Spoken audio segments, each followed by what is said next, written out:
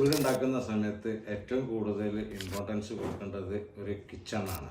ഇപ്പോഴത്തെ കിച്ചന് നമ്മൾ ആവശ്യങ്ങൾക്കനുസരിച്ചാണ് ഉണ്ടാക്കുന്നത്. കിച്ചണിലെ ഇമ്പോർട്ടൻ്റ് ആയിട്ടുള്ള 3 കാര്യങ്ങളെ കുറിച്ചാണ് പറയുന്നത്. ഒന്നാമത്തത് കിച്ചൺ ഫ്ലോറാണ്. 2 ഓപ്ഷനാണ് നമുക്കുള്ളത്. ഒന്ന് ടൈല് വിരിക്കുക, ഒന്ന് മാർബിൾ വിരിക്കുക. പക്ഷെ കിച്ചൺ ഹൈജീനിക് ആയിട്ട് നമുക്ക് തോന്നണമെങ്കിൽ ഡാർക്ക് സൈഡുള്ള മെറ്റീരിയൽ കൊടുക്കുന്നതാണ് ഫ്ലോറിന് നല്ലത്. വെള്ളത്തിൻ്റെ ഉപയോഗം ഉള്ളത് കാരണം കൊണ്ട് നമുക്ക് ആൻറ്റിസ്കിഡ് ആയിട്ടുള്ള ടൈലും ഉപയോഗിക്കാവുന്നതാണ്. രണ്ടാമത്തത് കിച്ചൺ കൗണ്ടർ ടോപ്സ്. കൗണ്ടർ ടോപ്സിന് ഒരുപാട് മെറ്റീരിയലുകൾ ഇന്ന് നിലവിലുണ്ട്. അതിൽ പെട്ടതാണ് granite, nano white, course, marble, tile. Common ആയിട്ട് വരുന്ന ഒരു മെറ്റീരിയലാണ് ഗ്രാനൈറ്റ്. കൂടുതൽ ആളുകളും ബ്ലാക്ക് ഗ്രാനൈറ്റ് ആയിരുന്നു ഉപയോഗിക്കുന്നത്.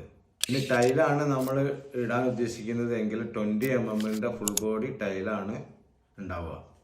ഗ്രാനൈറ്റിനെ അപേക്ഷിച്ച് നോക്കുകയാണെങ്കിൽ അതിനേക്കാൾ കുറച്ചുകൂടി സ്ട്രെങ്ത് കുറവായിരിക്കും ടൈലിന്. മാർബിൾ വളരെ റെയർ ആയിട്ടാണ് കൗണ്ടർ ടോപ്പിന് ചെയ്യാറ്. കാരണം മാർബിൾ പോറസ് ആയിട്ടുള്ള മെറ്റീരിയൽ ആയതുകൊണ്ടാണ്.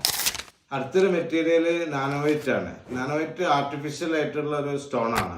പക്ഷെ ഔട്ടായിക്കൊണ്ടിരിക്കുന്ന ഒരു മെറ്റീരിയലാണ് നാനോവൈറ്റ്. റീസെന്റ് ആയിട്ട് ഇപ്പം അധികം ആളുകളും ചെയ്യുന്നത് കോഴ്സോ മെറ്റീരിയലാണ്. അതിൽ കോഴ്സോയിൽ ഒരുപാട് കളക്ഷൻസ് ഉള്ളതുകൊണ്ടാണ് കൂടുതൽ ആളുകൾ അതിലേക്ക് പോകുന്നത്. മൂന്നാമത്തേത് കിച്ചൺ വാൾ ക്ലാഡിങ്.